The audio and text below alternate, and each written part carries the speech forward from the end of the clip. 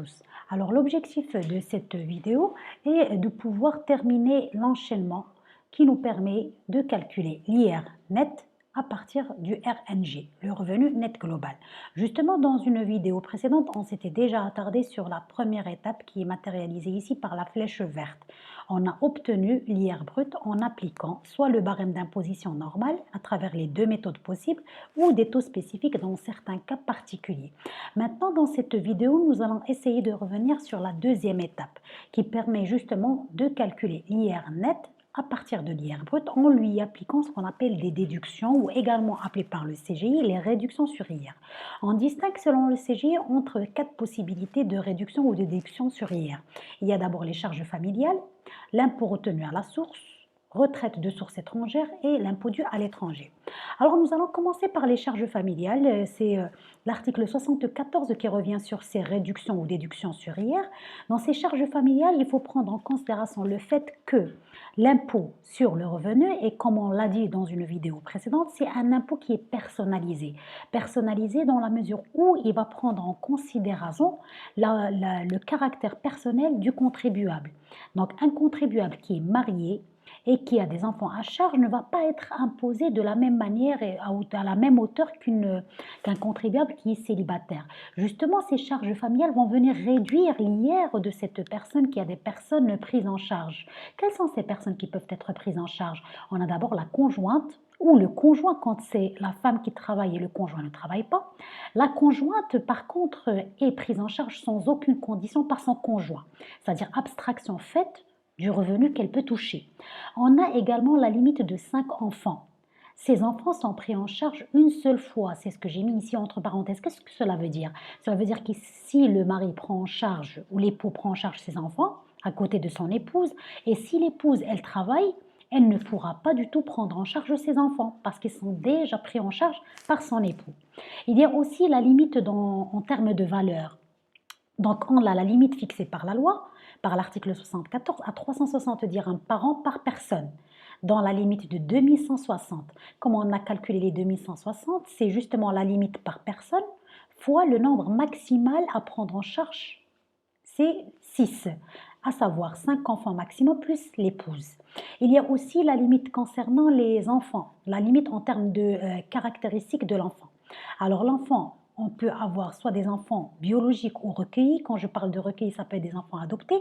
Il y a justement la limite en termes d'âge. Ces enfants doivent être âgés de moins de 27 ans, sauf dans le cas où ces enfants sont frappés d'une incapacité, d'une infirmité, d'un handicap. Dans ce cas, l'enfant est pris en charge de manière permanente et sans aucune limitation dans l'âge. Nous allons prendre cet exemple de M. Hafid qui a un revenu net global annuel de 230 000. Il est marié et a 2 enfants biologiques de 24 ans et 29 ans. Le plus âgé est frappé d'un sévère handicap. La famille a aussi adopté une fille qui est âgée actuellement de 16 ans. L'épouse de M. Hafid touche un revenu net global de 160 000 dirhams. Alors nous allons commencer d'abord par calculer l'IR brut de ce monsieur. Nous allons prendre le revenu net global et regarder dans quelle tranche il se situe. Ici, on est dans la première étape qu'on a d'ores et déjà vue dans la vidéo précédente. Nous constatons que nous sommes dans la tranche maximale. Nous appliquons le barème avec la somme à déduire pour être dans la méthode rapide, comme ça on obtient rapidement l'IR brut. Par la suite, on commence à voir dans notre exemple, est-ce qu'il y a justement des déductions. Ici, on est dans l'exemple des déductions relatives aux charges familiales. On a justement 4 personnes qui sont prises en charge. Quelles sont ces personnes qu'on a prises en considération ici?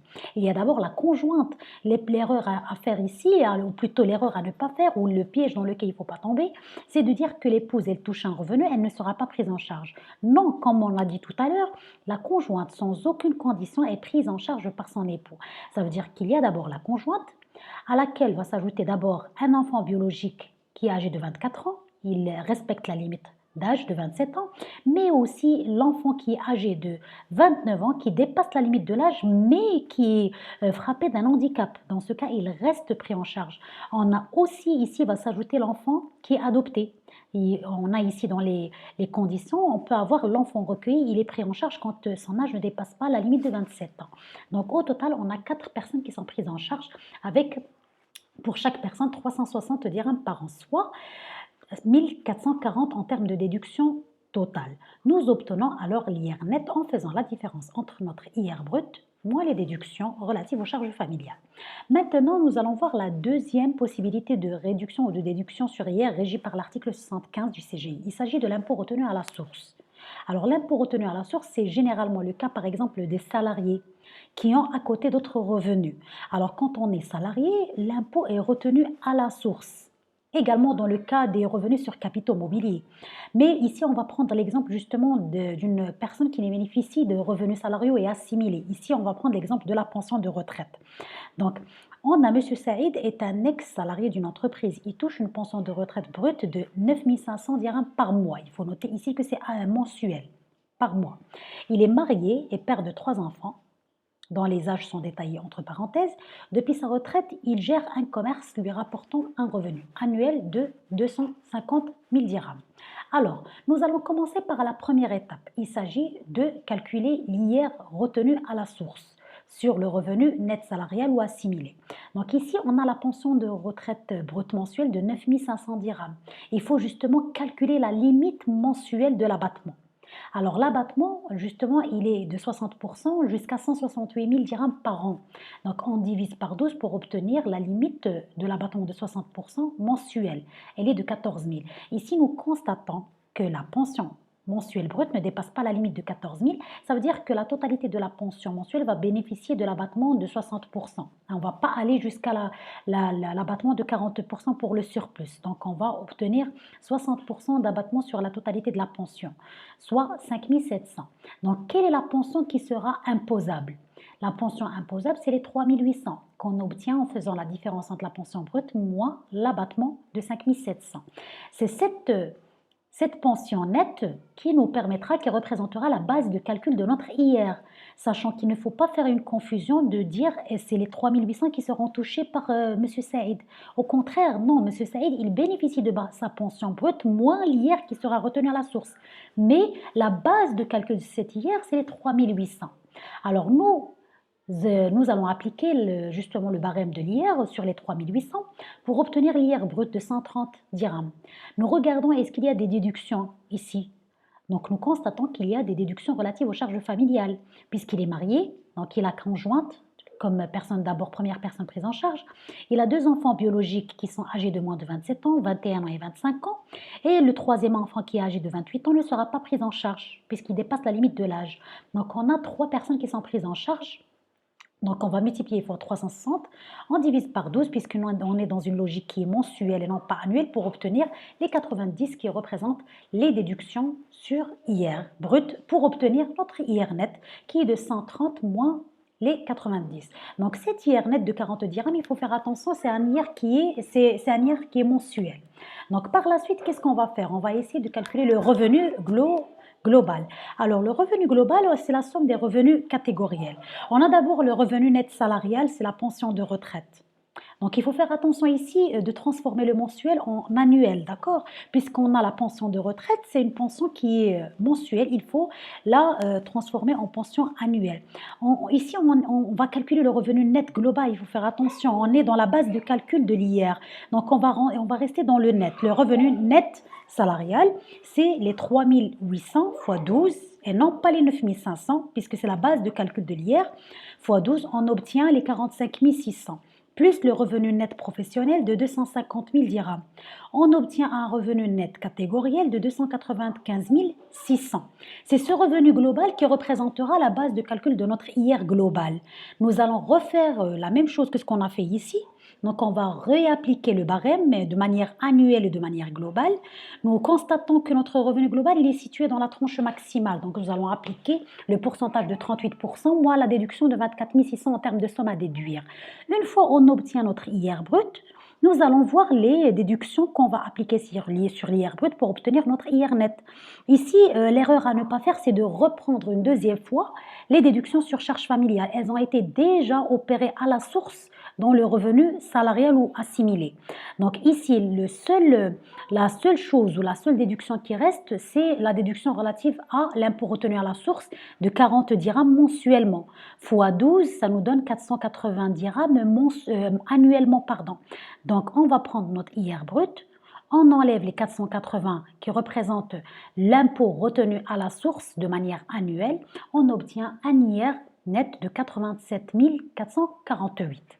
Donc c'est comme ça qu'on fait quand on a un impôt qui est retenu à la source. On le retranche quand on veut calculer l'IR final. Alors, troisième possibilité de déduction sur IR, c'est les retraites de sources étrangères. Alors, pour ces retraites de sources étrangères, il y a des conditions à respecter. D'abord, les conditions en termes de résidence. Le contribuable doit être résident au Maroc. La pension qu'il touche, elle doit être de source étrangère. Également, il faut que cette pension soit transférée à titre définitif en compte en dirhams non convertible. Alors, il faut savoir qu'il y a un premier avantage en termes de pension. C'est l'avantage qu'on applique même pour les pensions de retraite marocaines. Il y a les abattements. L'abattement de 60% qu'on vient de voir dans l'exemple précédent et 40% pour le surplus. Par rapport à 168 000 dirhams par an. Mais il y a aussi cet avantage concernant les retraites de sources étrangères. Mais cet avantage est appliqué sur l'IR et non pas sur la pension. D'accord? Donc, on a le premier avantage, c'est l'avantage qui est appliqué sur le revenu. D'accord? Et le deuxième avantage, c'est un avantage qui est appliqué sur l'impôt. C'est sa réduction à hauteur de 80%. Nous avons cet exemple de M. Christophe qui est un retraité français. Il réside au Maroc, il touche une retraite de source française convertie en dirhams de 248 500 dirhams.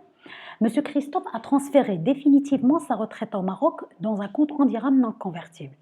Alors, qu'est-ce qu'il faut faire? D'abord, on va calculer notre pension nette, qui se représentera la base de calcul de l'IR. Donc justement, elle va bénéficier des abattements dont on vient de parler maintenant.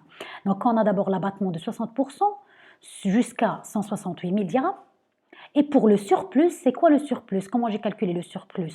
C'est la différence entre les 248 500 de la pension globale moins les 168 000 qui ont bénéficié de l'abattement de 60%.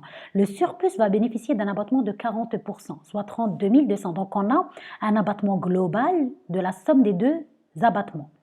Donc, justement, cet abattement global va être retranché de la pension brute pour obtenir la pension, si on peut dire nette, qui représentera la base de calcul de notre IR brut. Justement, on applique à cette base de calcul, on applique le barème, on est dans la tranche de 34%, on enlève notre somme à déduire et on obtient notre IR brut. Voilà, donc maintenant, on va voir quelles sont les déductions qu'on a ici. On a la déduction relative à la pension de source étrangère. Cette déduction, elle est calculée comment? C'est 80% de l'IR. Justement, cet IR va être réduit. L'IR brut va être réduit de 80%. 80%, c'est les 17 656 qu'on a ici. Comment on les a obtenus? C'est les 22 000 fois 22 070 fois 80%. Ça veut dire que l'IR net qu'on va obtenir ici, les 4 414, c'est uniquement 20% de l'IR brut. Il nous reste la quatrième déduction sur IR qui est justement notée par l'article 77 du CGI. Alors, il s'agit de l'impôt dû à l'étranger. Alors, qu'est-ce qu'on veut dire par l'impôt dû à l'étranger? C'est quand on reçoit un revenu de l'étranger et que ce revenu a déjà été imposé à l'étranger. D'accord? Il a été déjà imposé à l'étranger. Dans ce cas, il y a des conditions pour pouvoir déduire cet impôt dû à l'étranger. Dans les déductions sur IR, il faut qu'il y ait une convention. Il faut qu'une convention internationale de non-double imposition existe entre le Maroc et le pays source du revenu qui a été imposé à l'étranger. Donc, il y a plusieurs conventions qu'on peut retrouver dans le site du ministère des Finances. Donc, il y a plusieurs conventions entre le Maroc et plusieurs pays. Et dans ces conventions-là, on peut dénoter justement les pourcentages des impôts qui sont retenus à la source par rapport à certains revenus. Et quand il y a ces conventions de non-double imposition, c'est là où on peut justement appliquer les réductions sur IR. Alors, il y a également une chose très importante à savoir par rapport à cet impôt dû à l'étranger. Quand on veut le déduire de l'IR brut ici au Maroc, qu'est-ce qu'il faut faire? Il faut faire un calcul initial. C'est de calculer la limite dans laquelle l'impôt est calculé. Il y a une limite qui est calculée en prenant en considération la fraction de l'impôt marocain qui est calculé ici au Maroc. Combien représente dans cet impôt marocain l'impôt qui aurait pu être payé ou calculé sur le revenu de source étrangère? Combien représente à l'intérieur de l'impôt marocain? Combien représente la fraction de l'impôt relative au revenu qui est touché de l'étranger? Pour voir justement comment pratiquement on applique ça, on va essayer de traiter cet exemple de Madame Hassania qui exerce une profession commerciale à Marrakech qui lui a permis de dégager un revenu annuel de 334 000. Par ailleurs, elle a reçu une redevance de 95 000 dirhams d'un partenaire allemand dans le cadre de l'exercice d'une prestation bien particulière. Il faut noter que l'Allemagne est un pays avec lequel le Maroc a conclu une convention évitant la double imposition et applique une retenue à la source de 10%. Donc c'est ça l'impôt qui a été retenu à la source à l'étranger sur ce type de redevance. Alors qu'est-ce qu'on va faire d'abord? Nous allons justement calculer notre revenu global qui représente la somme des revenus nets catégoriels. Nous avons un revenu professionnel ici de 334 000. C'est le revenu issu de la profession commerciale qu'elle exerce. On a le deuxième revenu qui est de source étrangère justement, qu'elle reçoit de l'étranger, 95 000 dirhams, sur lequel il y a eu l'application de l'impôt de 10% retenu à la source. Donc nous allons calculer l'IR marocain. L'IR marocain sur la totalité des revenus, la somme des deux revenus. En appliquant notre barème, nous obtenons un IR brut de 138 620. Qu'est-ce qu'il faut faire après? Il faut faire le calcul de la limite, comme ce que j'ai expliqué tout à l'heure. Il faut calculer la limite, c'est-à-dire la fraction à l'intérieur de cet impôt marocain. Combien représente l'impôt marocain sur le revenu de source étrangère, la proportion? Donc on a un revenu global qui est constitué du revenu marocain de source marocaine et le revenu de source étrangère. On a calculé sur la base de ce revenu global, on a calculé l'IR brut. Donc à l'intérieur de cet IR brut, combien représenterait l'impôt marocain sur les 95 000? On utilise la règle de 3 tout simplement, c'est ce que j'ai calculé ici. 95 000 fois les 138 620 divisé par la totalité du revenu, soit une limite de 30 697. C'est l'impôt, c'est la fraction de l'impôt sur le revenu de source étrangère qu'on compare avec l'IR étranger retenu à la source qui est de 9 500 dirhams, c'est les 95 000 soit les 10%. On constate ici que les 9 500 sont largement inférieurs à 30 697, c'est-à-dire qu'on peut déduire la totalité ou on peut déduire tout notre IR retenu à l'étranger. Donc nous allons calculer notre IR net en faisant la différence entre l'IR brut, les 138 620, moins les 9 500. Si on était dans le cas inverse, c'est-à-dire si on avait ici un montant supérieur à la limite, bien évidemment, on allait déduire uniquement la limite. Voilà pour ce qui est des déductions ou réductions sur IR brut. Je vous dis à la prochaine vidéo.